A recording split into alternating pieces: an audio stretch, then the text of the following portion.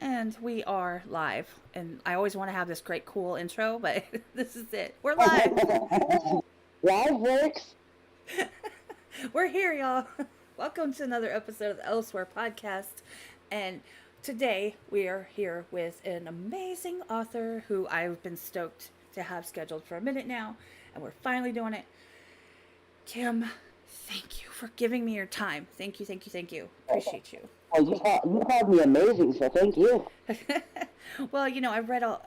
Okay, I'm not going to say that because every time I say I read all of somebody's books, I actually find out, like I was saying earlier, like where I'll find out. Oh wait, I missed like two standalones because I love series more than anything. I'll read those first. What did you read my itsxKaTxx stuff too? I'm in the middle of, I think, Mercy. Okay. Yeah, so I just started on that route. I just hadn't got too far yet, and then I'm not gonna lie to you, I forgot, and then I realized that I missed a different one. And I was like, oh crap! So now I have like 10 books on Kindle that are all like 20%, 38%, because it depends on my mood, So you know. your TBR list is growing. Yeah, yeah, and I'm sure that everybody, I mean, anybody that reads like I'm sure you do, like I do, you just keeps going and going and it builds and builds. And by the way, hi everybody in chat. I see all of you. Appreciate you taking the time to be here. It's gonna be fun because I love her and I love you even more now that I've seen some of the stuff you've been putting out lately. I was like, holy shit, she's awesome. Aw, thanks. So for anybody that doesn't know, which I'm sure you could have figured it out by now, she is an author. And she's not in the genre that I usually go for, which is like deep, dark, skanky stuff, because I love that. She doesn't hit that deep into it. She's actually a little bit further on dystopian, kind of, I don't want to say paranormal, supernatural, kind of. But there's like a different vibe to your writing than there is with some of the stuff that I read that they're used to hearing me talk about. Okay. But like when it comes, Yeah, that's why I was asking earlier, like what your actually, genre is. I started, oh, of course. I'm sorry. I hope that's not coming through. Nope. I start off in the thriller suspense genre, and then I actually stopped that for a while because that character was great, and she was screaming and bitching. She got right around romance. Like, oh, eventually, oh, yes, you do. Once you fly, this is way back when self-publishing started. Great. Oh, you're starting to get super muffled right now.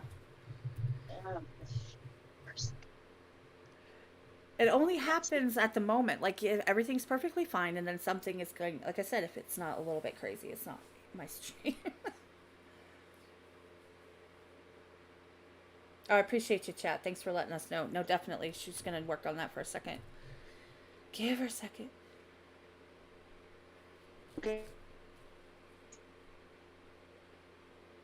Are you there? There we go. You just scared me to death. My heart just jumped in my throat. Okay. Um, yeah, so I started, and I wrote erotic romances, xxKaTxx for a while. Got super burnout on that, and then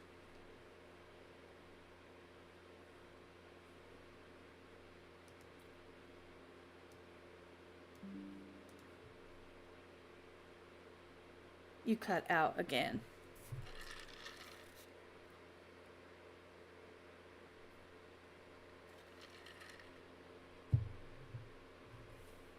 We're having a couple technical difficulties. She's actually not in her usual studio, so just give us a second. But I'll just elaborate on what she was saying for the minute. is that she actually writes under her name, and she also writes under a pseudonym of Anita Cox, Anita space COX, and she's got two different types of writing style. Not writing styles completely, but she's got two kind of lanes that she writes in throughout those. It's a good question, Sheer Madness. I don't know how many people here have, but hopefully they will. I am not drinking right now, Ben. Stop it.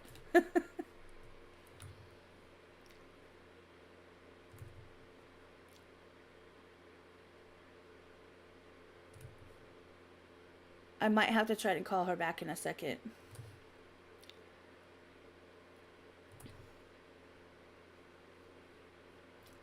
I believe that she was outside. Thanks, Jess. No, seriously. By the way, if any of you guys in the chat are actually, excuse me, are readers are interested in potentially getting a giveaway today, let me know. I'm going to put everybody's name in onto a wheel. You know my famous wheel that I used on the competition. And I'm going to spin it, and then somebody's going to win. So you get a free book from her. I think it's an audiobook. If anybody is interested, just let me know in the chat.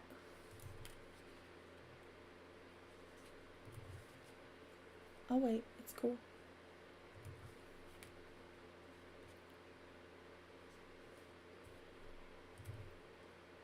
Jess, okay. Ben, cool.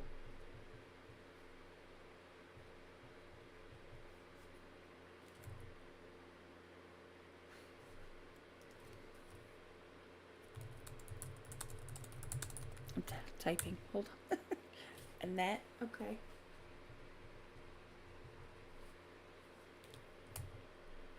And actually, on top of that, I've decided that, you know, she's got one that she was willing to donate for us to give away. I'm going to give away one too. So that's going to be two. So I will cover the cost of someone to go get her book. Whether it be, I don't think you should, if you have unlimited, you can pretty much read her books anyway.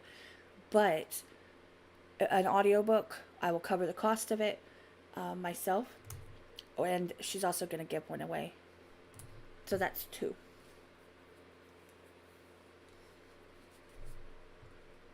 Anybody else interested? I'm not saying that somebody else wouldn't be interested later, but I know she's having problems with her sound right now. Give me 2 seconds. I'm going to end the call with her, and I'm going to start it up again. So give me a second, guys. You can still hear me because my mic will still be going through Streamlabs, so works out perfectly. Hold on. I need a BRB screen.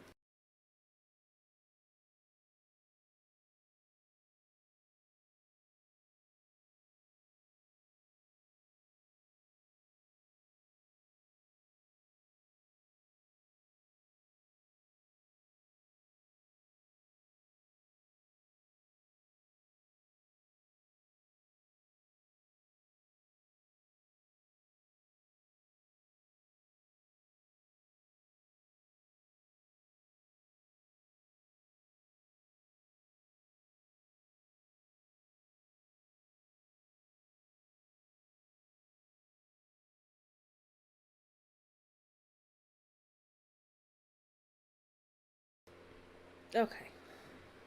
I've tried to connect.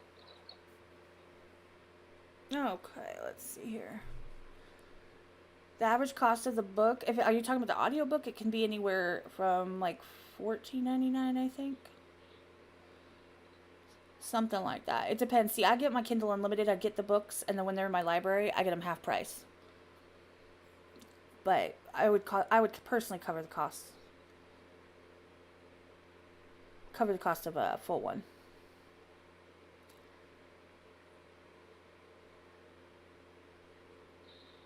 Scuba.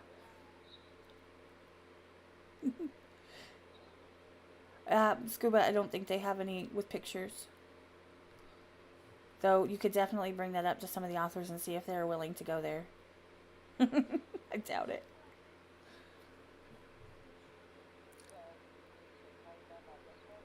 Yeah, if you can.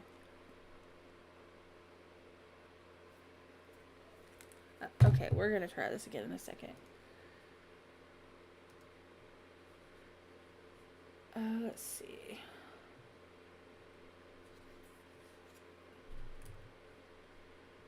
Thank you, Jess, for putting that in there. Appreciate it.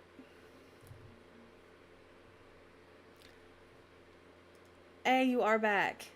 Woohoo. Awesome. Welcome back. Sorry about that. No, I'm sorry. It was my Wi-Fi issue. Okay. Is anybody else interested? So far, I've got Jess, I've got Ben, I've got Annette, and I've got Savvy. If anybody else, by the way, is interested, just keep adding names, and towards the end, I'm going to go ahead and put those all on a wheel, and we'll spin it, and then I will reach out to y'all and go from there. Kim, I was telling them that you generously gifted one, and I'm going to match you on that. So, Oh, the audiobook? yeah, I'll gift one as well.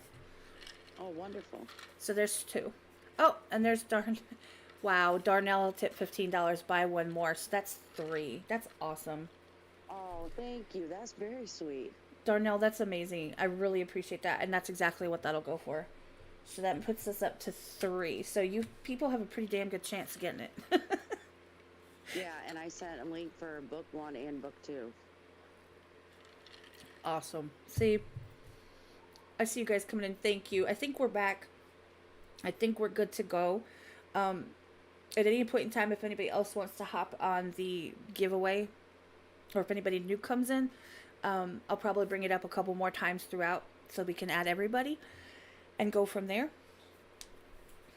But yeah, you had just started talking about you wrote as itsxKaTxx, like that was, you started writing that way, right? No, I started writing under my name, and Okay. then I had an editor really push me into erotic romance, and I ran with it hard for a long time, and Facebook actually totally killed my platform. They shut my account down for being an imposter, even though I sent them, like, I had publishing contracts proving that I was an itsxKaTxx, and it didn't matter. I mean, I don't know if you've ever tried to deal with Facebook, but you cannot talk to a human being there. It's all like bots. Oh, and shout out, Ben T tipped 15. Why not 4? Darnell 30 made it to make it 5. Okay, so I think we're at, it's 1, 2, 3, 4. We're at 6 at this point. So 6 to give away, you guys. Fantastic. That's amazing because you guys will love it. I mean, she writes some really good stuff. But no, you're right. Facebook is a pain in the ass. Like I think I got the first time, only time I've ever gotten, like, was it? I think it was 24 hours, like, woohoo, right? But it was because somebody had put like initials, and someone's like, I don't understand the meme, and I was like, get your ass over here, or get over here before I kick your ass, or something like that. It was like when your parents yell when the street lights are coming on, and I wrote it out, and I got banned for threatening speech. I'm like, really? I know, it's ridiculous. And, as an author, a lot of your advertising and stuff is all on social media. So when you lose a platform, like, it really kills you. It just kills you. Holy crap, Aggie tipped 50. Keep up the great work. Well, shit, dude. Man, So, I'm feeling like Oprah over here. You get books, you get books, everybody gets books. so at this point, with the list that we have, pretty much anyone that wants one can have one. That's kind of where we're at right now. I mean, I'm not going to. I mean, if people are sincere, like, not just like, please just send it to me, like, that's different. But if you really want it, we'll get it for you. That's not a problem. Holy crap.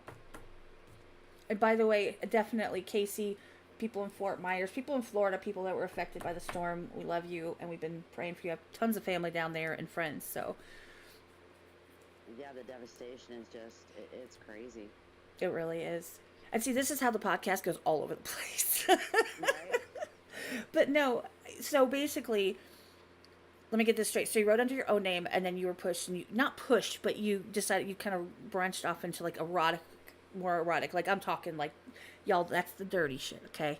Just in case y'all didn't know. It's the dirty.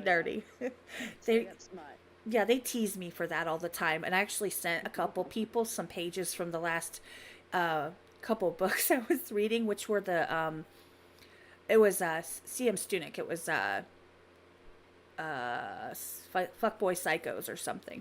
And they were like, holy, what the hell? I'm like, uh-huh. That's Hey, easy you like stuff, what you y'all. like. Yeah, exactly. Don't yuck my yum. But no, and so then you were on Facebook, and they just like, you had a following, you probably had a group and all of that stuff, and then they tried to get you for being a fraud, like not yourself. Yeah, I got hit for impersonating someone. Who, So you? I sent him all my stuff. It didn't matter what I did. I mean, I even sent him a copy of my driver's license, a copy of all the contracts that I had signed with the publisher, because the first series that I wrote as Anita Cox was picked up by a publisher. So I had a 3-book deal, and you know, it went well. I was doing well. My sales were good, and then when they kill your platform, like people see that you just disappear and they can't find you, like they stop looking for your books. Yeah, when they're not like So out of sight, out of mind, right? right, because at that time, like now, from your fan page, you can comment and join. Um, there's book release parties and things that you can do. But when you write under a pseudonym, like if I was writing as Anita Cox, I couldn't comment as Anita Cox with just a fan page. Oh, So, you would have like a regular page in their terms of service.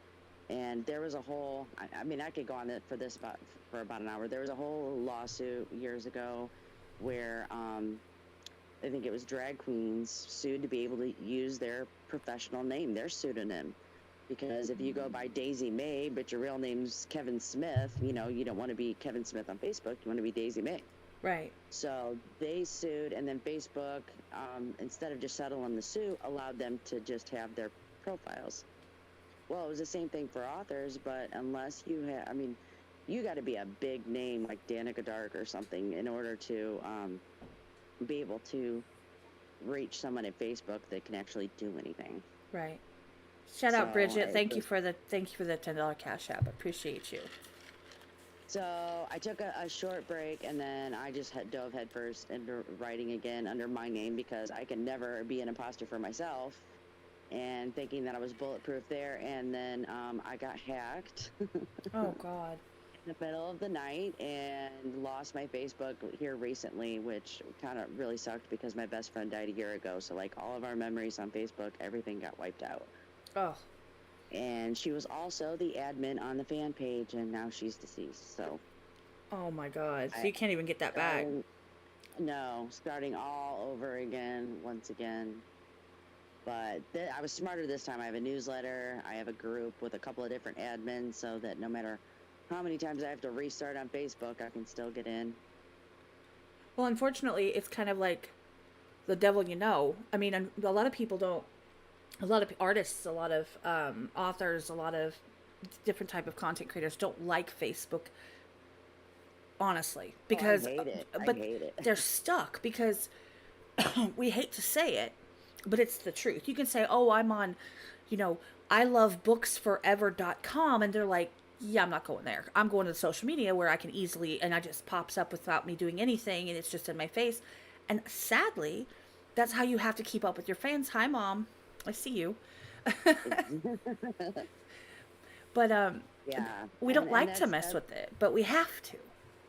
and that's it. And your ads, I mean, really, it's the only social media platform. I don't want to say the only one, but it's the main social media platform where you can actually run ads for your books to find new fans. So you're not only are you stuck on the platform as an author, you're almost stuck giving these evil bastards money too. So Well, that's the thing is because I've noticed, and this is something that has been brought up previously and just in conversation, one of the other, huge hills you have to climb or mountains you have to try and climb is the whole. It's great because authors can get out there more easily now with the platforms that are out there. Independent authors can really grind and get out there, right? However, right, it also muddies the water. So it makes it harder to keep somebody on your content. Now, most avid readers are going to go down the rabbit holes, which I do all the time, especially the best thing that any author can do. The end of your book, put the next one in the series, put a list of all the books you've got, and keep the links current. That's it. I will go down that list. I will screenshot it. You bet I'm going to go through everything if I like it, right? right. But unfortunately, when it comes to readers that you're pulling in from other, I don't want to say other genres, but just haven't run into you yet, or all the people adjacent where your book might be suggested, they just haven't hit that algorithm yet. To pull them in, you actually have to put yourself out there. And Facebook, unfortunately, is one of the best ways. Getting on other authors in their groups, like they're, those, where Yep. they agree, hey, I'll post yours, you post mine kind of stuff, and just kind of promote each other. That I've seen that help happen a lot. I've seen that help a lot too, of, cross fans that go back and forth. Yep. But unfortunately, it's that beast that we all hate, but we've got to deal with. And it sucks. Well, and it's just, it takes tenacity. Excuse me. It takes tenacity. I mean, you really have to hustle and stay on top of it. And, you know, being independent, because I've been both self-published and published traditionally. And, it doesn't make sense to be traditionally published anymore. It just doesn't. They don't market you at all, and they keep a lion's share of the profit. Right. So, but you just, I mean, it's a constant grind. You have to write, edit, send it to your editor, get it back, go through the edit, send it for round 2, because you have a developmental edit and you have a copy edit. And then once all that comes back, then and it's finalized and ready to go and formatted, then you got to send it to your narrator and wait for them to do their magic, because narrators are awesome. I don't know how they do it. Stacy Dugan, the one that is narrating for me now for this series, she's been fantastic to deal with. But they have to do their work and then send it to their editor, so it's a lot of money and a lot of time. And then you have to like grind hard too to try to get new readers and entice people. And there's so many books out there. You really need to work hard to stand out. Well, and to me, that's the thing, is it's like,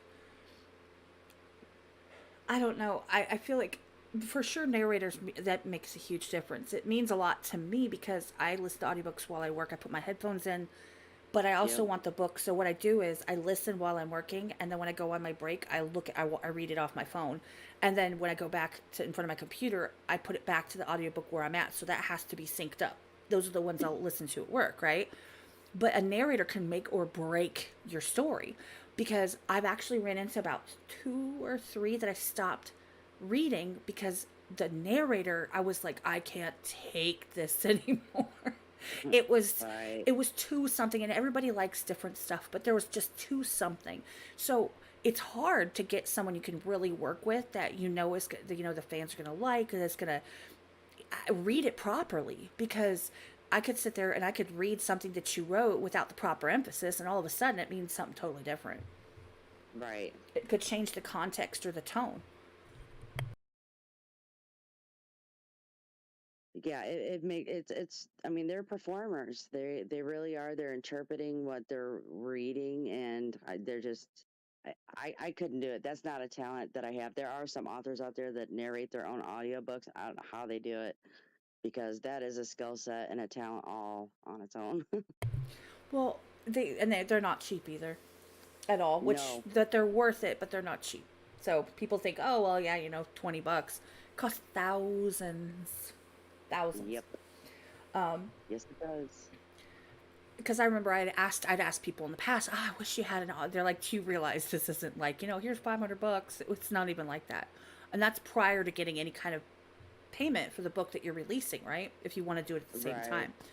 Well, Right. I mean, and the cover art, you have to pay for that. And again, the editor, those are they're not cheap either. oh, Stuart's like, yeah, you still need to be an audiobook artist. I do not. No. Um, I'm too weird for that. Like, I would not stay on task, I don't think. But so the current series, that you're still working on the Bone Witch series? the I mean, Alpha and Omega series. Alpha and Omega. I said it wrong. Jesus Christ. That's okay. It's one of those days. Yeah, book 3. I just got the audio book back from the narrator to go over, and I'm working on book 4 now. So. And you know what's funny? I actually have it pulled up on my phone right now. All I had to do was turn my screen back on. That's okay. But no, the Alpha Omega series, I've actually read books 1 and 2, and I have the audiobooks.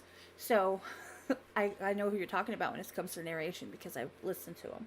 Um, is there, do you like it better to get away from like the hard erotica stuff? Do you like prefer that or? Um, yeah, it's not that I'll never go back to the romance genre. It's just that I really got burnt out on it. Um, there are so many ways to describe sex Yeah. that, I would literally go through and write the book and then in brackets put like insert sex scene here and would have to go back and write those scenes. Well, see, that doesn't Because, sound as much fun. it wasn't. Like in the beginning, it was fun. It was a lot of fun. But then after 7 books in, you're just like, okay, how many different ways can this happen? And I got really crazy in one of them. That, you know, the reviews were kind of funny because they were like, I have to suspend my belief in reality. I'm like, it's a shifter romance. Of course you have to suspend your belief in reality. But, it was just trying to find that different thing, like Right. what hasn't been done yet. Well, And I mean, considering how much I read, I can feel like I'm not an expert by any means, but I could say that pretty much any which way you can put it, push it, pull it, stick it, it's been done and talked about. exactly. However, I have seen people rest on their laurels, and I've mentioned this before. I don't want to hear anyone talk about every single time they speak about somebody's smell, it being their feminine wiles. That's not what it's called. And on top of that, don't use the same phrases every time in every book for every scene. Like, you can't, Oh, I know. I can't, you've got to use a thesaurus, people. Or at least Urban Dictionary. Like, you got to branch out. I mean, I And you're get, supposed to be using your imagination as well. I mean, don't get me wrong, we all have our, terminology. However, Right. as an author, you've got to, obviously, you know this. I'm not telling you anything you don't know. You have to branch out. You've got to make it interesting. You've got to keep it, it can't always be the PPP, the pretty pink pussy. That's not how you say it every time. That's not how it works. Right. Um, it could be every time and then bully for you, but not all of them are. Just saying. Um, but no, Yeah, her delicate flower. If in the beginning, it was like the rosebud and the delicate flower. Like, seriously, it doesn't look anything like flower petals. Please, people. what kind of flower are you looking at? Yeah. But that's the thing, is it's like, I don't know. But there's something out there for everybody because, Yeah. some people prefer the sweeter terms and some people want the duck to be called a duck, you know? No, exactly. And it, like I said, it takes all kinds. I mean, there's every which way that can be described and explained, and every vocabulary word out there, it's out there. Um, Oh, well, and some of these people torture you. There is a very popular series out right now, and I went through several of the books. I could not take it anymore. Those girls were torturing the hell out of me. You probably know what I'm talking about. They're very smart, very talented women, the sisters. hmm. Um, and and I was loving the story, but it was like their poor characters I couldn't take any more abuse. I just couldn't, like, give me some freaking happiness. But they're killing it, right? Like, everybody knows their books, everybody loves their books. It's like, I just couldn't take any more torture anymore. And I love dark romance. Well, The bully romances can be awesome, but that's my favorite. I like I'm all for the villains. I love the villains. yeah. Like stuff like I said before, the stuff Enemies like the to Havoc lovers. series, the King's Quarantine, the ones where it's like the bad guys, but they're actually not that bad, but they are, but they're not, but they're willing to kill for somebody. Yeah, I'm here for that. Right? Please come murder the person who looked at me weird. Thank you. Yeah,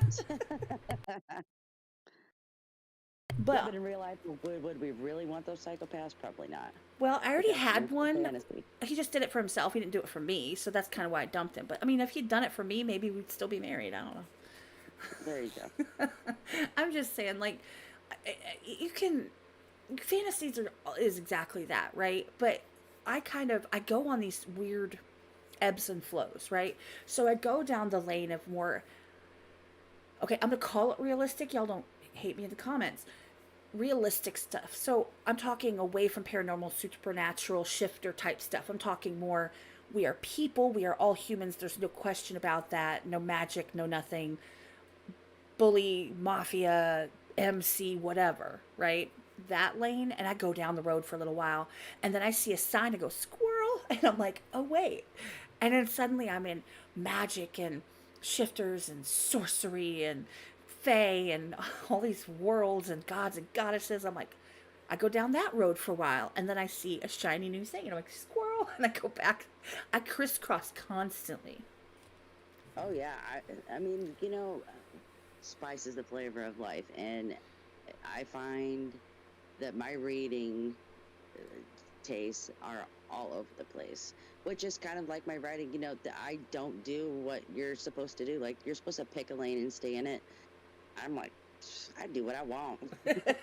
I I wrote, the serial killer, the vigilante series. It's vigilante justice. They're serial killers, and it's very gruesome. Very, you know, Yep. it'll get your heart going. And then, the urban fantasy, because I really do. I love the genre. I even have a dystopian book in there because, I had a great story come to mind, and I'm not going to not write something and put myself into a box, you know? If I'm going to compare myself, look at, gosh, let me think of an actor.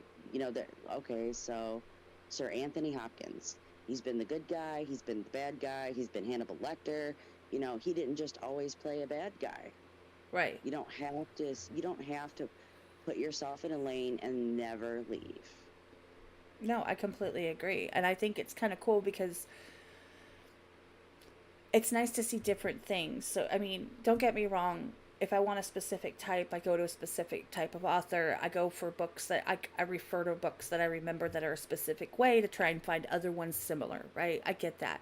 Right. But if you can get all of that with one person and you can get all these different types and it's not the same, it's not insert new character, same theme in each book. You just like literally take the Lego character out and put the new Lego character in with the new outfit on. Like, do you know what I'm There's saying? a lot of that. That's how some of these authors are kicking out like a book every month or two, because they're just regurgitating. I mean, some are really diligent, great writers, but I see a lot of regurgitated material out there. Yeah, well, I mean, it's generally, I mean, you can kind of guess a lot of times I can guess the storylines. I'm not I don't hate on that too much. It's okay. Cool, cool. I'll read them faster, I promise. Cuz I'm like I don't need you to describe it in detail. I already know what's happening. It's the ones that I don't know that I'm like, "Ooh, wait a minute." But there's always like these two when it comes to the female the FMC, the female main character. It's got to hit it for me though, because there's a thing where it goes too far. Where there's that everyone's done me wrong. Everybody's bad. I'm justified in everything I do, and I will shun everybody. Those women, I'm Yeah. like, then give him Or to the me. I'll or take him. Like, yeah, okay, Yeah, or the whiny yeah, victim. Yeah, I can't stand those books either. Like, I mean, obviously, if you've read um, any of the books I read, I write a very strong female lead. yes, And I had a gentleman, he's a promoter, been talking to my husband, say, your book started off with a lot of swearing. I said, absolutely, because this was not YA, and I wanted to be very clear from the very beginning that I'm not a YA author. yep. Because they got so many tweens that read this stuff that, that's not the audience I want to attract. No, exactly. So, and you know what? Sometimes people cuss, and people cuss for reasons. And sometimes I reveal why, the character has a foul mouth. It's not that every female character in the book has a foul mouth, but this, one does, and there's a reason for it, because it's better to be pissed off than pissed on. Yeah, yeah, exactly. Or I mean, some people just come from a spot where it's just common. It's kind of like a Yep. dialect. It's kind of like an accent. It's kind of like picking up on the inflections in words. Um, Yeah.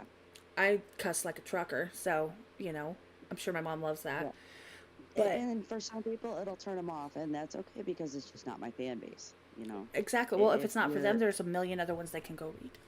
Exactly. There's literally a million books Yeah. produced every single year, so and they never go away. So Well, unless, the big AMAZON decides to, like, yeah, nail you for some random something after, like, 6 months and take away yeah. everything and delete everything for no reason.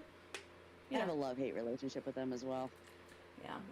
And I don't say it out loud because I kind of not learned my lesson, but got a comment that made sense that was like, don't want to, like, I don't want to invite anything, by saying, oh, well, you were saying something, so I'm not trying to do that to anybody, but y'all know who I'm talking about. I mean, Facebook can kind of kiss my ass, but whatever. Yeah, I mean, my following's not on Facebook anyway, personally, so I don't really care. Um, yeah, fuck is the most expressive word in context. It really is, as long as you know the context. But exactly. of course, these really strong female characters, you gotta be careful though, because I've seen people overdo that as well. Because there's the victim Oh yeah. side, and then there's the complete raging, get a bitch, like where she's just so, I'm doing everything to the point she puts herself and everyone else in danger, and everyone's scrambling to fix all of her crap, Oh constantly, yeah. nonstop, and it's like I would just like, bye, and like walk the Yeah, other it way. makes me wonder if they know the people writing characters like that understand the definition of heroine. You know, the heroine is not supposed to be. You're not supposed to hate her. Yeah, I've If only, she's the heroine, she's the female hero. So don't make people hate her. You know.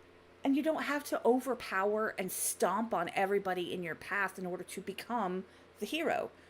That's not what a hero's Oh, about, in my opinion. Now, that's a villain, sure, but they still tend to have, when it comes to people they care about, they tend to love them, right? Like, everybody else can, suck it, but the people right. right around them, that's who they care about. They'll do anything for. So, it's kind of a give and a take a little bit.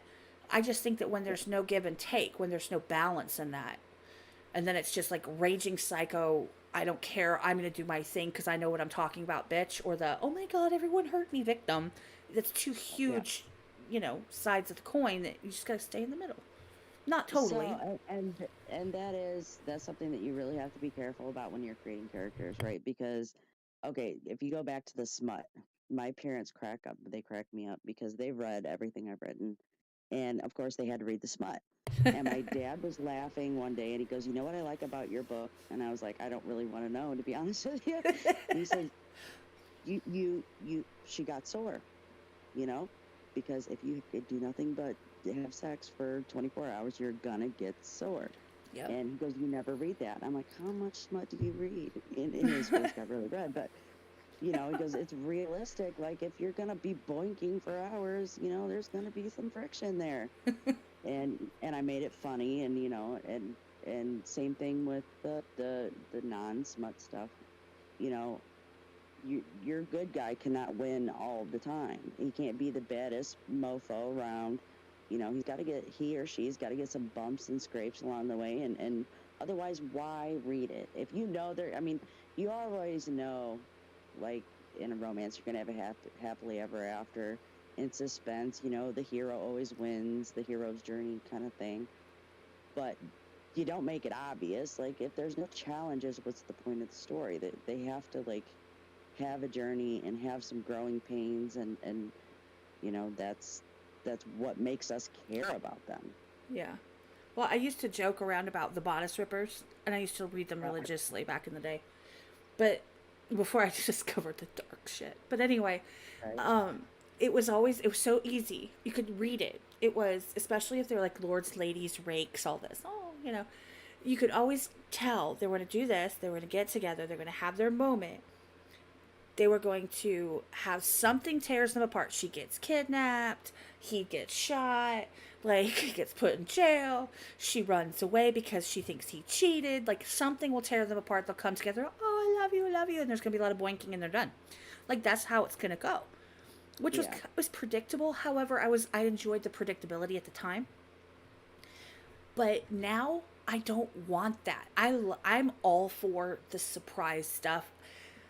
However, it's got to make sense though. And the cool thing about what you write is that it makes sense. So anytime that there's a twist, it makes sense. Like, it's not like, oh, well, I didn't know that Bob or, Jake from State Farm was her friend and he was going to show up and sweep her off her feet. And this is actually, he's the good guy and not this other. Well, okay, that was weird. Like, it's not that level of what the hell. Right.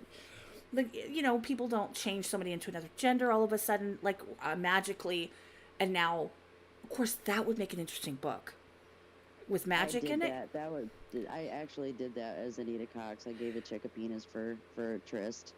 But Oh she my was God. fake. She had some magic pixie dust, so she grew a penis. I did read one where someone was pissed off, and so they changed a whole group of guys into girls. It was great, like as a revenge thing, and they were like, "Oh my God!" They were so upset. It was great. But no, I It could was see just that. trying something different at the time, and that was years ago before, that was actually a hot topic. No one was talking about it back then, but Well, see, and that's actually That's interesting.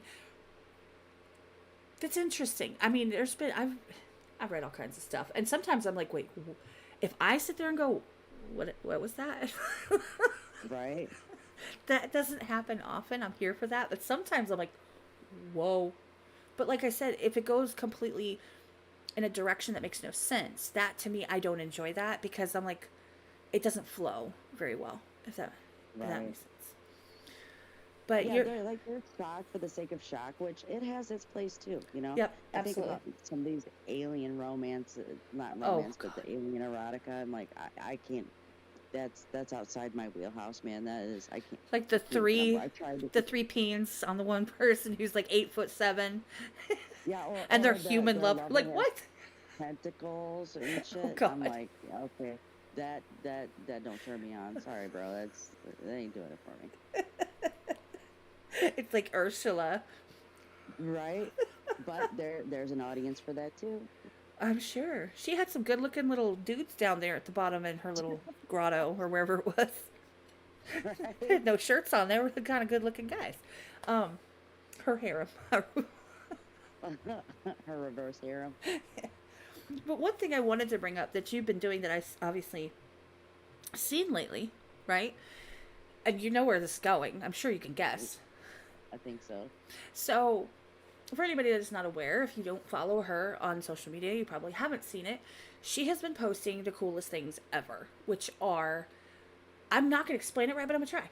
So, basically, she is showing these really badass women in history that nobody freaking knows about. And she's explaining, this badass woman did this. And like, when you listen to it, it's like, wait, what? Super cool. And I've only seen a couple of them, but I'm literally planning on going back and trying to find everyone that you've done. Well, I just started. Actually, I just posted the third video yesterday, and I didn't plan on doing a series. Like, I'm a closet nerd. I can't help it. I'm a closet nerd, and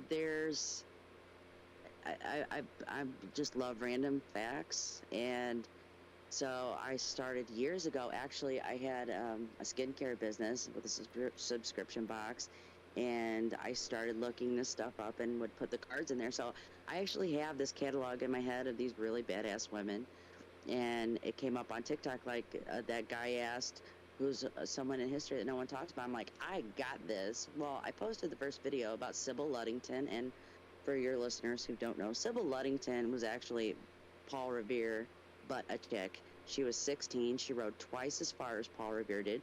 She rode 40 miles in the dead of night to warn people that the Redcoats were coming and to amass the militia to fight against the Redcoats. But no one talked about her because she didn't have a penis back then. That's all. The only people that got any recognition were men. Okay, like we know history. We women were we were property. Yeah. And what I don't, the younger generation, because of the way history's taught, and they don't understand that women and people of color got their right to vote and everything all at the same time. Like we were all in this fight together. Yeah. So this young, I mean, imagine being 16 riding at night. There was no flashlights, there was no headlights on that horse. She was riding by moonlight to save her people. And but we give Paul Revere all the credit. So that was where it started, and like the views blew up, and people were commenting to me like, this, do more. So I'm like, okay. So I've done 3 now, and I have a list of women, so I'll just continue the series until, I run out. No, I And really some of liked it. them, some of them, like there's a woman, I cannot remember her name. I have to look her up because she's, and it's hard to talk about because people get so political about it, but there was a Russian sniper chick, and she had like the most kills ever. She was, you know, served in the army. Like, who cares that she's Russian? This is the chick that was like seriously badass.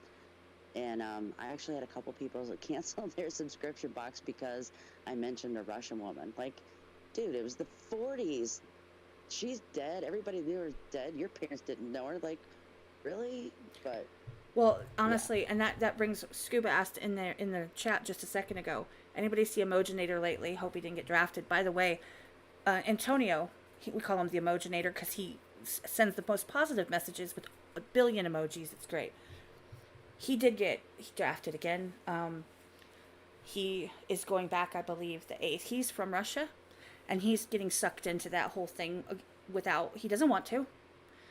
And he's fought, he's tried his best to fight it, but they don't get a choice.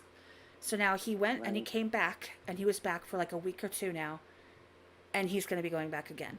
So that's like the 7th or 8th of October that he's going back. I actually have a section in my Discord that is labeled Antonio, the Emoji King, and other Russia stuff. That thread is in my general chat. You can sign up for it and get any updates. We decided to put any updates we hear about him into there because we love him. So yeah, I get that completely, because now people are so big on these quote issues, right? These issues, they are, oh God, you can't speak about Russia. So that, like, they are against anyone that's ever been to Russia, been around Russia, is Russian, without even understanding. There are people there that don't want anything to do with this and are being pulled and required to fight for their lives in the military. So Yep. I don't hold it against anybody in particular. I don't blame anybody in particular. I think unfortunately it is what it is. And like, for you to put that out there and people be like, oh my God, you mentioned Russia. Stop. People, stop. Stop. Okay? That's all I can say. Stop. And history just, with these wars, I mean, it's just rinse and repeat. And, the people that die, they're the poor people's kids, man. It's not the rich people's kids that get sent over and love or hate whoever's in office. Like, we're all stuck in this shit together, Yeah. Like, the Russian citizens that just want to, like, go to work, come home, and love their family, they're no different than us. Or pick a country, the Chinese people, they just want to go to work, come home, not get sick, love their family and live a long, happy life. That's what we all want. And so the problem is, I don't care what political party or what country, the people that run the shit, they don't care that your children die. They don't care that your children starve. They're in it for themselves and whatever power they can amass. Yeah. And that's unfortunate, and it's the truth, though, because, specifically knowing anybody that, was stuck in situations here when it was come to, the wars that were going on, people, and obviously we all have a personal connection, at least in our community, with Anthony, and Antonio, actually, not Anthony, Scuba. With Antonio, he's such a great guy, and then to know what's going on, he's got a little kid at home, he's married, just, it's sad, and it sucks because it makes you realize that if there's more to it than just these, things that people are flopping around. The same with, you have to be real careful. Like, when you write stuff, you got to be super careful what you're saying, because now you could be referencing something different, but if someone takes it in a context that they take negatively, all of a sudden, suddenly, your book doesn't do as well, because it's not because it wasn't written brilliantly. It's because someone decided to take issue with something because, I don't know, they were bored. Yeah. Yeah. It just it irritates take much me. to get canceled these days. It just irritates me.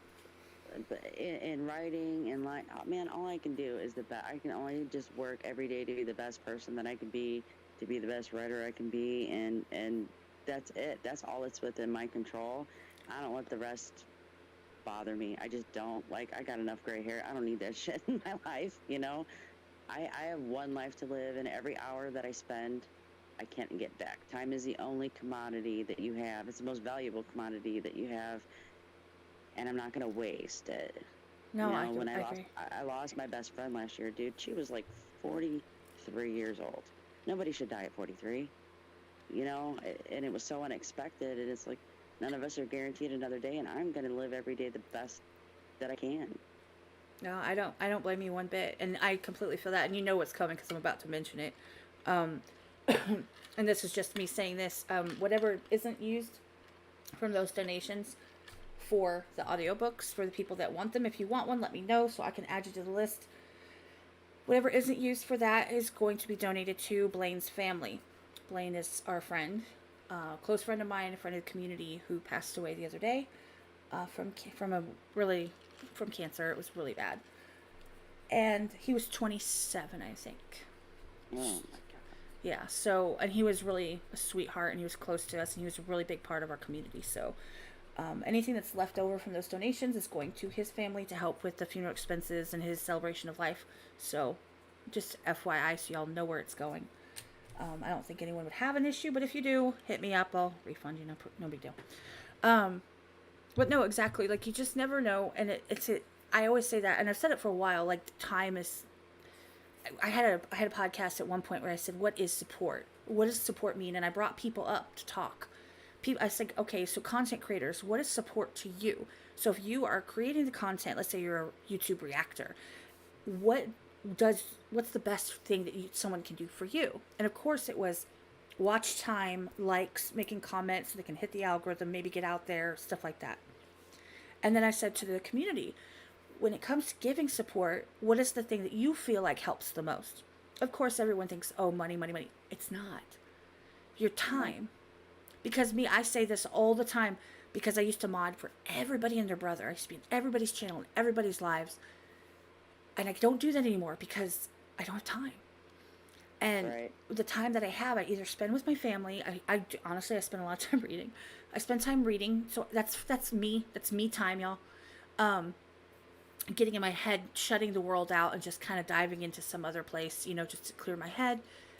Or I'm working, or whatever. Or I'm doing the podcast, or I'm trying to get talk to people. I talk to you. I talk to other guests, future guests, past guests. Keep up those networking. It takes a lot of time. So the one Right. thing, if I show up in someone's live, it's because I actually am trying to support them. And even if it's for 5 minutes, I just want them to know, hey, I got you. I'm Yeah. not rich. I don't have money to send to everybody. But time is the one thing you have. You need to spend it wisely. Yep. Yeah, because you can't get that back in 5 minutes. If you wasted 5 minutes of your life, that's 5 minutes you can't get back. It's gone. That's why I don't like talking to But stupid people. I'm right there with you. I actually I felt like an asshole. I critiqued the book in my server as I was reading it. I'm like, wait a minute, what the hell? Wait, no. Wait, hold on. I went through a whole thing. I couldn't take it anymore. I was so mad. I had to stop reading. I was so ticked off. I was like, how? This is not possible. This makes no sense. Why is this happening? Why is she mad again? Like, why is she always mad? Yeah. It was a whole thing. And I was posting about it. I felt bad, but I was like, I had to let it out. Because to Well, me, when I first started, I did a lot of beta reading for other authors. Like, you get in these groups and you exchange stuff and switch stuff out and exchange books and critique, and it was a good exercise. But oh my god, just the amount of people that don't know basic grammar that are trying to write books. oh, I judge Just, grammar while I read. And I will catch a typo and I'll be happy to send it to the author like, hey, hello, just wanted you to know. yeah, and you'd be amazed how much stuff gets missed in edits. I mean, just amazed. I have a book, and it's funny. By I don't know if you know the author, David Baldacci. Love him, love his work. And I'm sitting there reading it, and I'm like, there's just a random period. So I highlighted it, not to be a dick because I wasn't gonna like tell him or leave a bad review on Amazon, but I kept going through there, and I'm like, I was finding misspelled words. I was finding like random commas and like a period like in the middle of the page. I'm like, maybe it's just an ink blot, like bad printing or something. But it just really kind of, it made me feel better, because when you dish out $1,600 for an edit, and then somebody leaves a review like, they need an editor, she needs to get an editor, you just want to scream, because like $1,600 is nothing to sneeze at. It's not. It's not. Like, it really isn't. I mean, and what's funny is because one thing I wanted to do, like before this community, when I was reading constantly nonstop, like I still do, but prior to finding, YouTube, prior to finding Discord, prior to finding the community and pouring my everything and all into it, right? I read constantly, and I'm like, man, I would love to do this professionally. I'd love to just read people's books. Like, sure, I'll read your book. And I thought, man, I'll get some stinkers though, like some just shit books. But I'll struggle through it, right? If I'd love to get paid to do that. And now I think I enjoy it too much. I think that would like ruin me. Well, and there's actually services out there that you can join to be a reviewer. You get the book for free, you read it, and then on launch day you go and post reviews. There's like Booksprout, NetGalley. There's several legitimate ways that you can get free books from authors. That the reviews matter so much. They really do. They boost the algorithm. They give other people who have never heard of you an idea of, whether your book is worth it or not. And, there's so much. I don't know if you're on TikTok at all, but like last month it blew up big time, because there was these people talking about downloading all these books from Amazon, buying them, and then reading them, and then just sending them back for a return on their money. Oh. And some authors were getting hit hard. Well, Amazon finally changed their policy, so you're not going to be able to just auto return a bunch of books anymore. Thank God. No, that's awesome, because honestly, hey, you don't like the book, y'all? Donate it to your local library. Well, and the thing is, like with the ebooks, okay, there's a sample there. You can tell if it wasn't edited by reading the first 10% or whatever it is that the free sample is up on Amazon. So, there's really kind of no reason at all, just because you don't like the way it ended, but these are just people on TikTok going, hey, here's how you get a bunch of free books. And it's like, that costs a lot of money. If I buy a book, I want it because I don't want to give it back. Like, I'm talking physical copy, okay? And I am that girl that goes to half price books and gets those big, and most of them, all the old bodice rippers, pretty much read them all. I found this out going back and buying the $10 the paperbacks where they give you a whole butt ton of them in one box. And for $10 you get like 50 books, and I like line my shelves with them. I have boxes of them here, waiting for my bookshelves so that I can put them up. And then they'll be behind me whenever I'm on video, but people get to see them. But if I don't, because now it's so easy to get them digitally, when I do want to turn around and be like, you know what, I really want to support this author. I want to buy the book, or I really like the book, so I want to keep it forever and ever. They're like $24.99 for a paperback. I'm like, holy shit, what? I'm like, I can't, man. I'm buying audiobooks. I'm not buying books on Kindle, but I'm paying for it. You know what I'm saying? So I don't really I'm a single mom. I don't have the money to like spend $24.99 on books. Like once every 3-4 months. Well, I grew up poor, and then I got hit bad in the recession in 2008. So I've been broke. I've been the broke bitch before. There are so many ways now that you can get cheap or free books that are like totally legitimate, that there's no reason to pirate. They're just not. And I've actually had people write me, and give me their story, and who knows if it's true or not, right? Right. All they want is a book, an ebook. An ebook costs me nothing to give away. Right. So, there's been times I've given books to people who, man, they lost their job. They just want something to do. And 2 of the books I've given away have won me lifetime fans, because I was just nice to them and gave them a free ebook. It cost me nothing, and I didn't know if their story was true or not. There's lots of people out there who will lie for a cup of coffee. So, well, see, I love books, but see, I'm not at the point where I can't if I needed to, right? I have travel, I can go to the library, I can request certain books, I have Kindle, I can read. There's a billion books I haven't read once I skip because, well, this isn't exactly what I'm looking for. I'm being all bougie about it.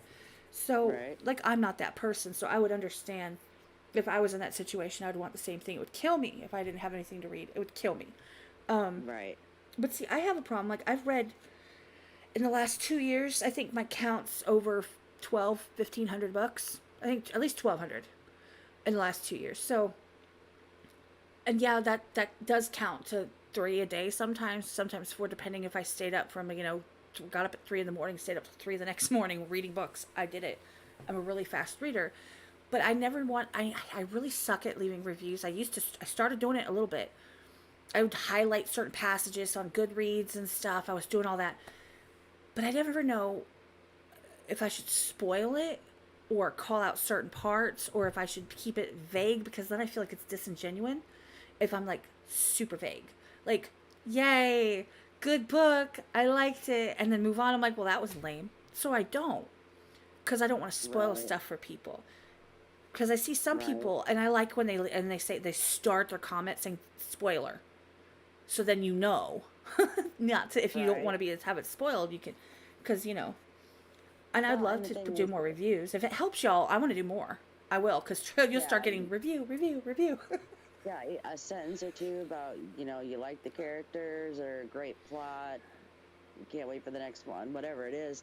You don't have to be a writer to write, just a quick review.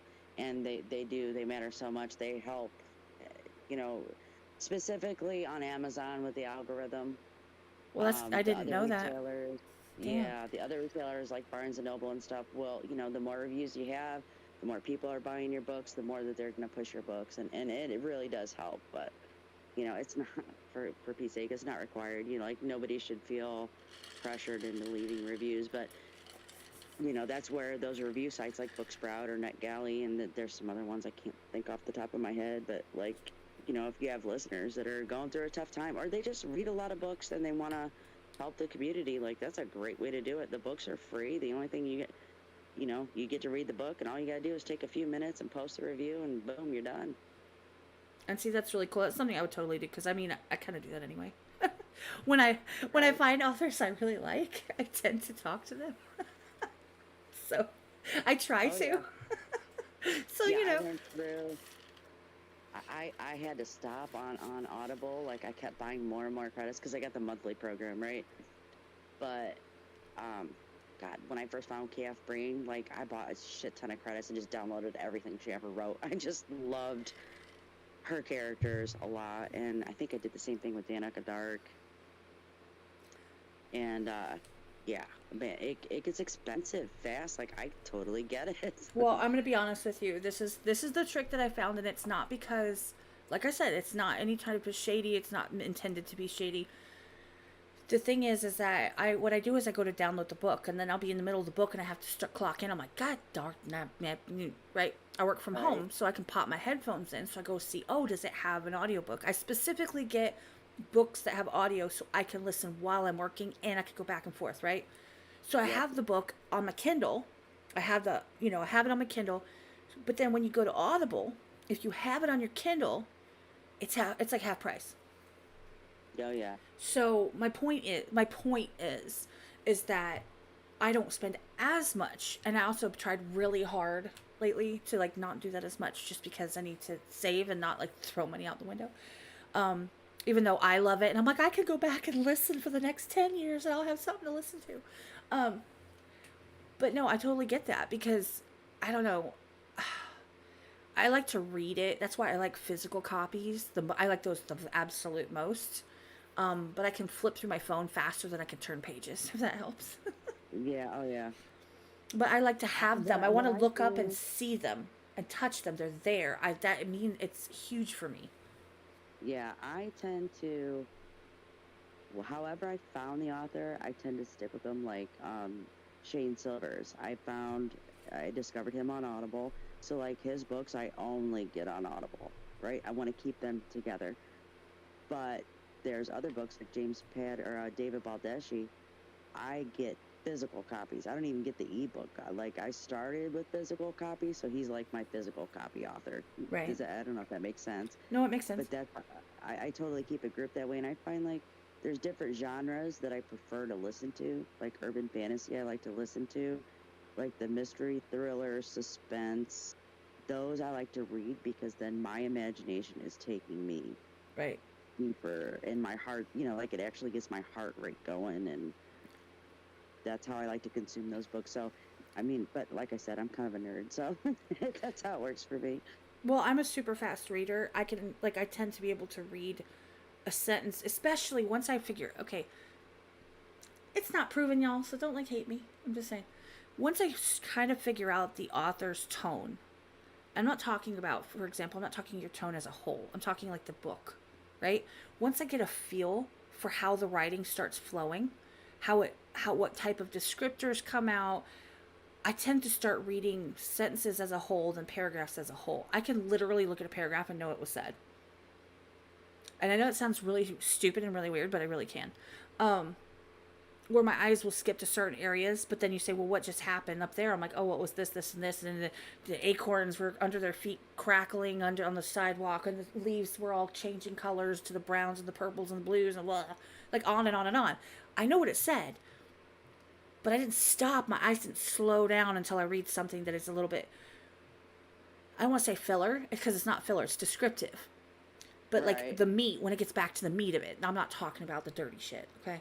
I'm talking about like conversation or the next what's happening, or something happens that makes you jump, that kind of stuff. Right. But I can read, especially sentences, I can read as a whole. I don't, and it makes me read faster because obviously I'm like, Bob went over to Sally and bent down, and like I don't read like that. I read like, oh, okay, they did that. Oh, okay, yeah. Like next. That's how my brain processes. Once I catch the author's flow, once I catch it, it makes sense. Like I can hear their writing style, and my brain processes it different. I don't know. That's kind of nerdy, but No, it, it's just your brain. It's your brain is a muscle, and you flexed it doing this particular task over and over again. So it's going to become more efficient. well, my mom, like she said, oh, I should be a librarian. I don't know if anybody that knows me on here ever thought that, would ever think that about me because of my personality.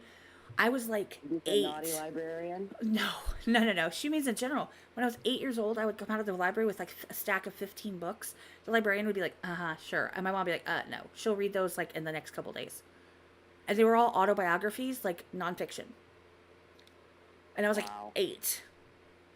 So, like it's been a lifetime thing. I always wanted to be an author.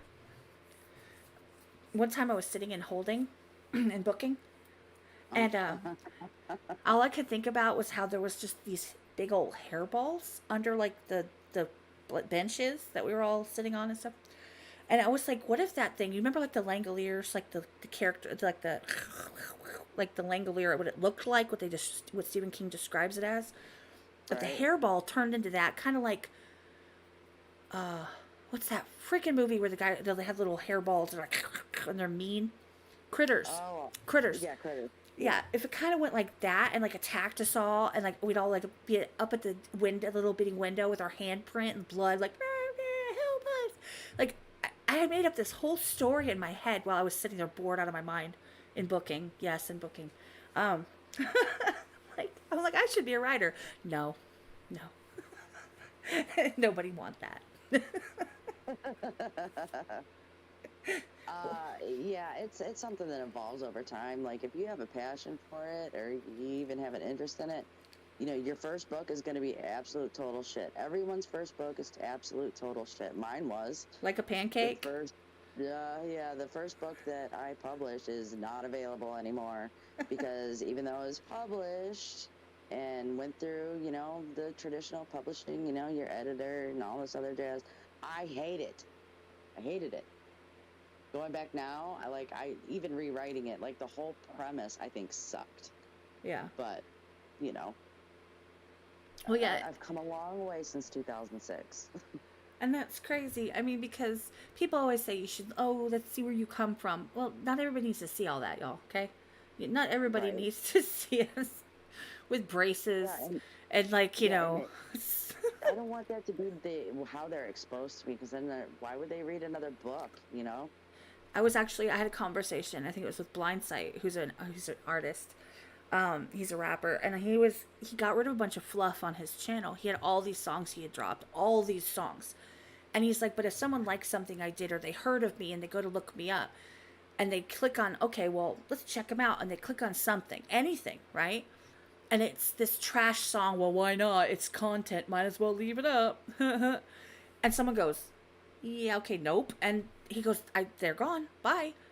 You have one chance. He's like, so why wouldn't I leave my best stuff on there? Yeah. You don't have to always have the, saddle shoes and braces. If anybody even knows what saddle shoes are anymore, y'all. Oh, I know. I'm old enough, I know. I'm just saying, not everybody needs to see the before pictures all the time. Especially if that's not who you are as an author, if that's not how your art is, and if that does not define you anymore. Sometimes it's, better to take it out back and shoot it. Yep. Exactly. Like Tom deleting his own stuff. Yes, exactly. It's just not who he is anymore. He doesn't like that person that he was then, and he doesn't necessarily want to see it splashed everywhere and everybody telling him how wonderful when that was not a happy time in his life. So it's kind of it's along the same lines, in my opinion. Now, the podcast, since I'm still new, just started in January, it's kind of fun to see the ratchet ass streams at the beginning. Oh my god. Right. Compared to now. Even graphics wise, right? The sound quality, the quality of guests that I have, I'm not, okay, don't take that wrong, but it was like me and Skulls and like a couple other wackadoodles, okay? So don't pretend like I'm talking crap on any guests. I'm talking to people in the comments. Be nice. Just saying, it's come leaps and bounds and miles, to how I do it and how I progress with it and kind of the tone I take and stuff like that. So yeah, when Diane, who was in your group or in a group with you, I think it's a Tom McDonald group, maybe. yeah, she's right here in the chat, actually. Oh, hi Diane. When she sent me the link, I saw that, it's all about the artists, about musicians. And then I saw you had, I think I'm your third author, maybe? Yes. You had the married couple, or the couple, and then, the Ivy Asher. Ivy Asher. And I'm like, this is my jam. This is all, artists. And so I'm like, yes. Because I've turned on other podcasts, and a lot of it was because they always got political and angry. And it's like, I don't want to spend my time being angry, yo. That's just not what I want to do. And see, and you never know.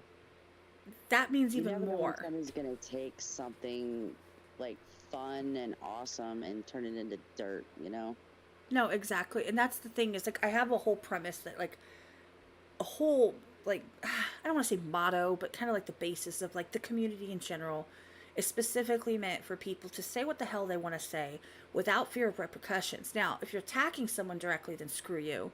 We don't tolerate that. If you're doing obvious, nasty, disgusting slurs or anything to do with kids, we will legitimately fuck you up and report you. But when it comes to, like, differing opinions, we're adults. We're fully capable of having a conversation without having to. Number one, we don't have to talk about something if we don't want to. I'm not required to sit here and talk about a subject that I don't give a rat's ass about. I don't have to do it, and I don't have to listen. You don't like it, there's the door. Or I am capable of hitting the off button. If I don't like your opinion, that doesn't mean I have to blast you or yell at you and you better listen to me or else. Like, that doesn't make sense. I can agree to disagree. I can say, look, I appreciate you letting me know where you're coming from. I don't quite agree with you. However, the fact, I'm not going to attack anybody for it. It's respect. It's easy. It's not hard. And people just have forgotten that in general. But I'm so here to offend people. Bring it. You want to come at me? Come on, let's go. Like, I don't have a problem with that either. So it's kind of a buffet table of all kinds of weirdness, but there's never going to push you in a corner. Never going to say, let's get mad. Okay, I have done podcasts where I got stupid pissed about something, and it was completely random, and I was like, I have to go rant about this, and I did it. But other than that, it's just about what the person wants to talk about. It's about the art. It's about I call them my creatives, because Right. some people, some rappers don't want to be called art. Well, they want to be called artists, but some authors are like, well, it's not art, it's writing. Okay, I gotcha. The creative people, it's all about getting to know the person behind it, because if you're grinding, if you are hustling, if you are working your ass off and you're putting out good content out there in the universe, and I'm here for it. Like, I want you to shine. I want you to do well. I would like to show people who you are. Give them an opportunity to get to know you for what it's worth, right? Right. I mean, that's how I do it. And I think that, the fact that you gave me the opportunity to be on here with you means a lot, even more, because you said you've turned other ones down. So, like, yay. Well, it's picking and choosing, and like, if I'm a guest on a podcast, like I'm a guest in your home, like this is your home, so I'm gonna follow your rules. And when I listen, because when I get invited to a podcast, first thing I do is go listen, like how do they handle themselves, and there's just a lot of people who I'm cool going off the rails. I mean, I could talk about anything, but there's just I don't have the real estate in my head for like anger. You know what I mean? Like, Yeah. some people just I think they like to get angry, or maybe it's the drama, the chaos. They just love that area. That's not the area where I'm at home. You know what I'm saying? Like, I feel like I've been talking to a girlfriend on the phone the whole time, not like sitting in some dude's garage or whatever. Well, I mean, I could make it weird if you want.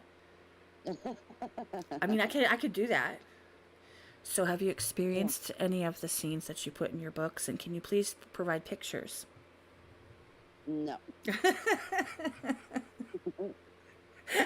Nope, have not experienced any scenes, any vampires or mages or any of that You didn't get jazz. sprinkled with fairy dust and grow a pecker? Oh, damn. Nope, nope.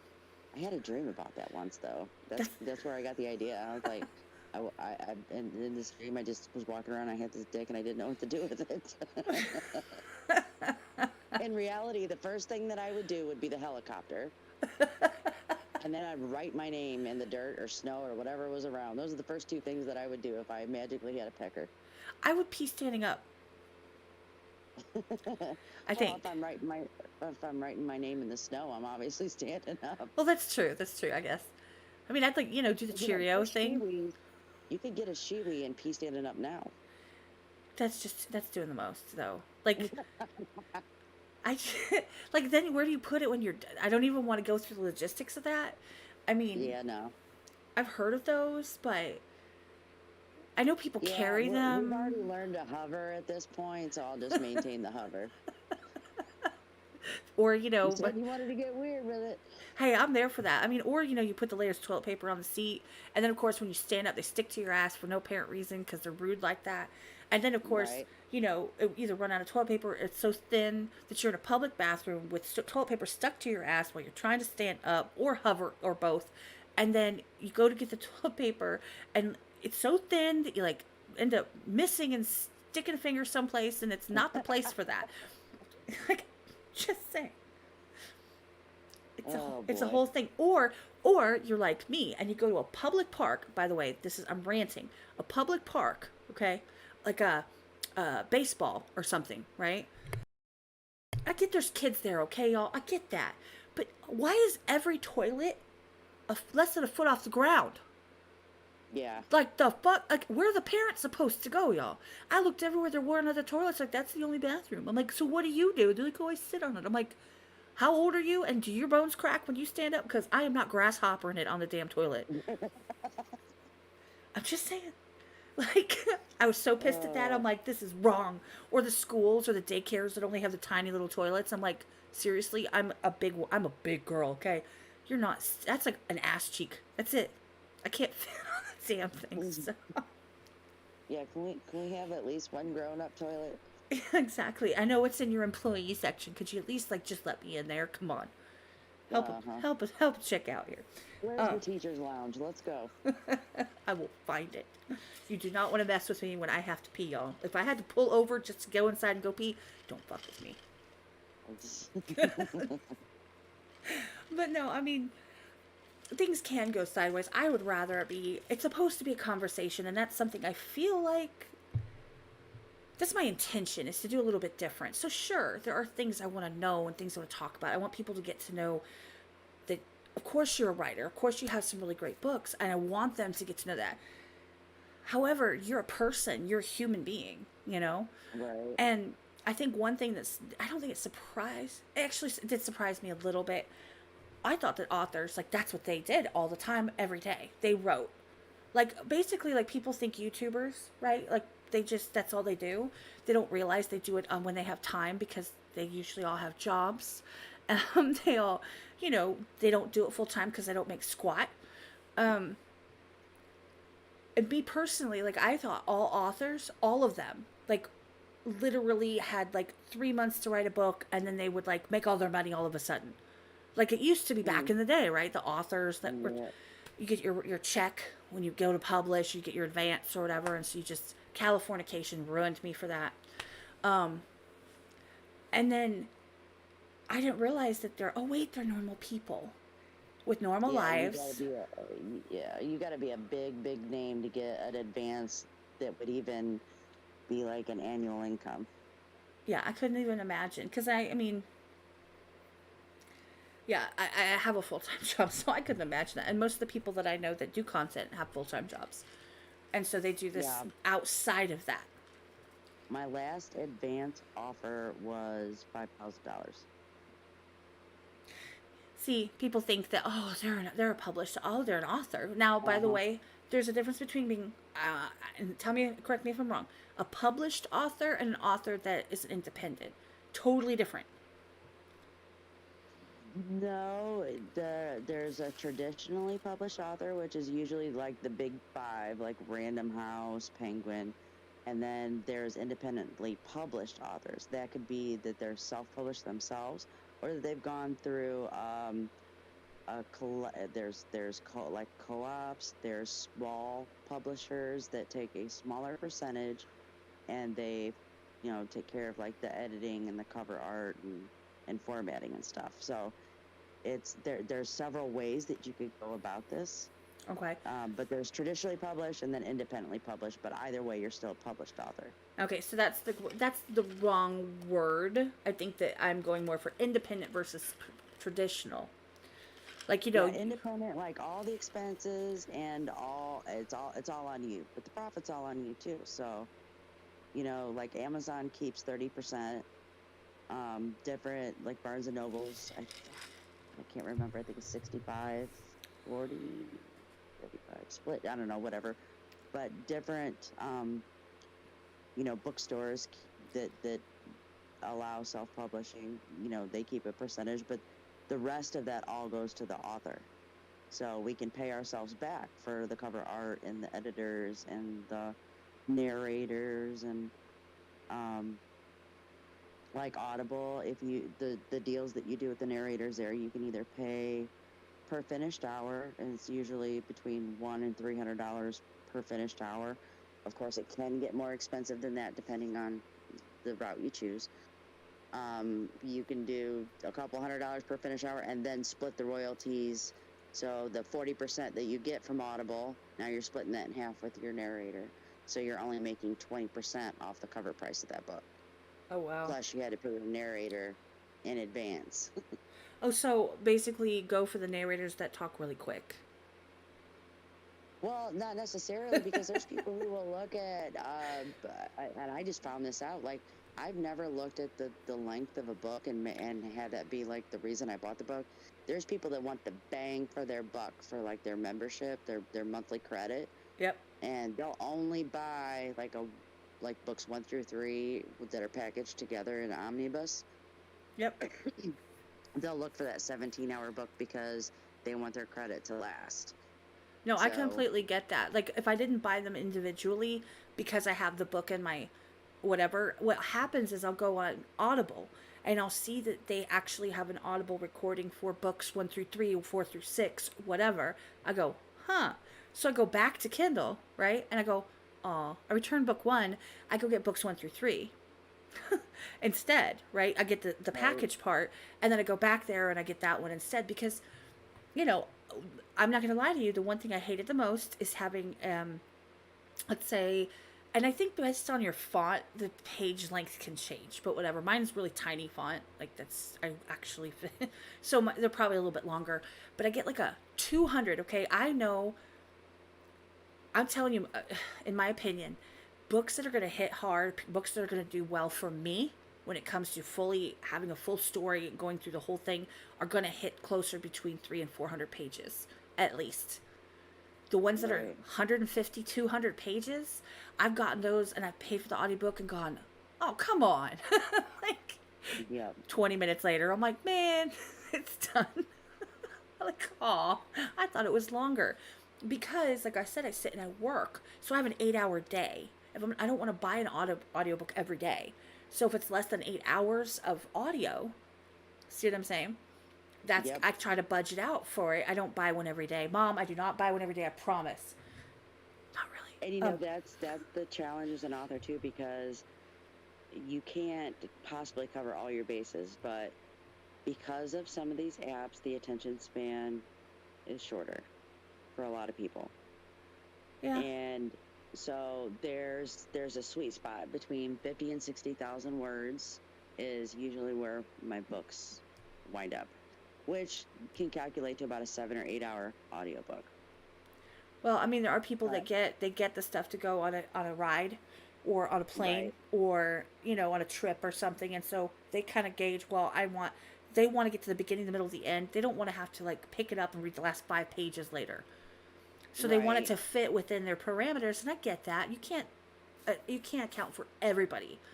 I'm just saying, No, and it depends on genre too. Like some of the high fantasy stuff, you're looking at a print book that's like 400 pages. I mean, oh, I those are love big those. books. You know, I can read that but in a there's a lot of night. work. If I Oh like yeah, it, I can read it in a night. Easy. Easy. yeah, but it needs to be that long because there's so much world building that has to be done. Yeah, and see, I get that. I give a lot of leeway, especially I'm a junkie for series. I want the story to keep Oh, me going. I too. want it to keep going, and I want to hear more. I want to know more. And then if you're done with them, I don't like them to go away, but I like the side characters. However, I don't necessarily need a book for this guy and then a book for that guy, and they each don't like each other. They like each other. Yay, you're done. Next guy, don't like each other. We're done. Like, come on, make it a little bit cooler than that. Um, but world Yeah, if building, I'm invested in these characters, I want to know what happens to them next. no, What else? exactly. Like I just read one with a cliffhanger and I went and it has a book and a book title coming, and I'm like, where is it? I'm like so mad you can't find it, or like coming soon or coming in like next year. Nothing. I'm like, oh, crickets. It's not cool.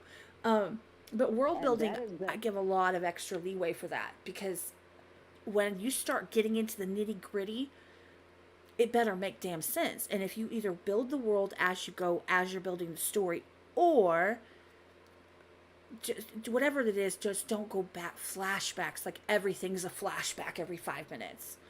Oh yeah. Like do the whole damn prologue and then go into it. Like give the backstory if you need to, or do a chapter that's backstory, but not every other chapter. Yeah. You know, I think people build it Oh, naturally. Like you've done it pretty well. well, thank you. I try to keep it as like realistic as possible, even though you're talking about like a magical world, because I want people to relate to it. I want them to say, what the hell, because it's not high fantasy. High Right. fantasy is not in my wheelhouse. I love to read it, but that's not me. You're talking like high fantasy. You're talking like Legend of the Seeker. You're talking Wheel of Lord of the Time, Lord of the Rings, Rings. yeah. Okay, yeah. Wheel of Time, by the way, is one of my all-time favorites. I've read all of the books. Thank you very much. Oh, I Even just started watching that. I oh, I just read started all the watching. books like a decade ago. I loved them. I was like, I hope they Okay, make a show for this. so I did not ever do anything that's actually in my books. However, I did end up in an actual argument fight with one of my, like, an author I looked up to, Anne Rice. I got into a huge argument with Anne Rice online. No, don't say that. Oh, I was crushed. I cried afterwards, but she was a dumbass. So That sucks. there was a and if you're into the books and you follow authors, you might know what I'm talking about. But there was a publisher who all of this publisher's authors were saying they're not paying us, right? Like, we can see how many books we're selling, and they're not paying us.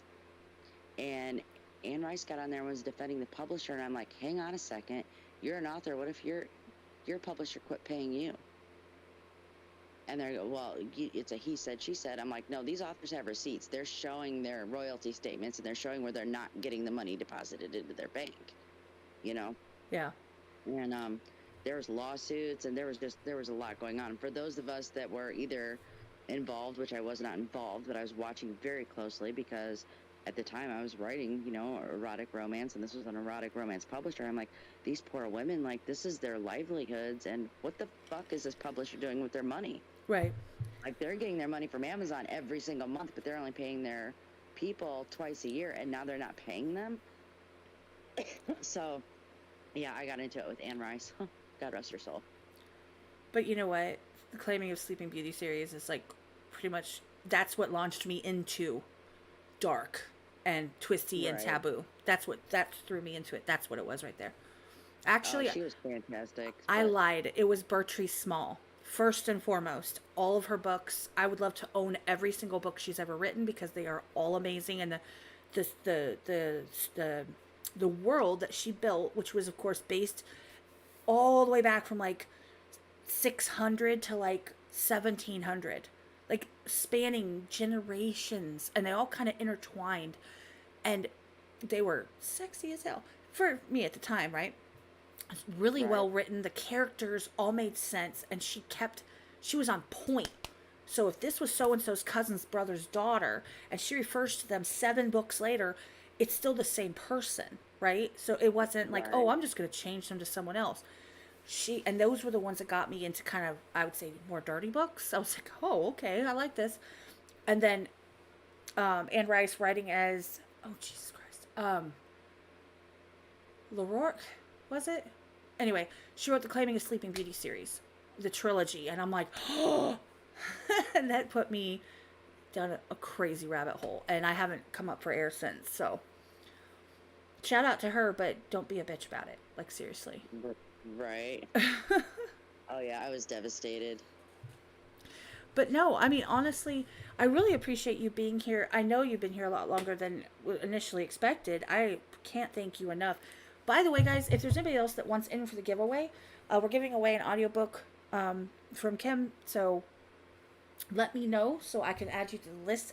I will get those sent out. Y'all know how to reach me. If I haven't reached you like immediately, please drop a comment so that I don't forget. And if you're listening later and you want one, there's probably is going to be available. So let me know, and I will make that happen. And thank you to everybody who's been donating to make sure that everybody can get one. That's amazing, and appreciate you guys so much for that. But Kim, thank you. I want to thank you for having me on. This has been a pleasure. Oh, I'm so glad. And I'm so glad that you picked us, and I'm so glad that you spent the time with us today. And, you know, if you ever have something coming out and you want someone to take a look at it, I'm here. No. Awesome.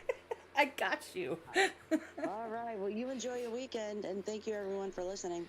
All right, you guys all have a great weekend. It is Friday night. Go spend time with your family. Go out, have some drinks, do whatever. Shout out Wolf, I see you. Anyway, like I said, drop a comment, hit me up if you want one of the audiobooks, and I love y'all.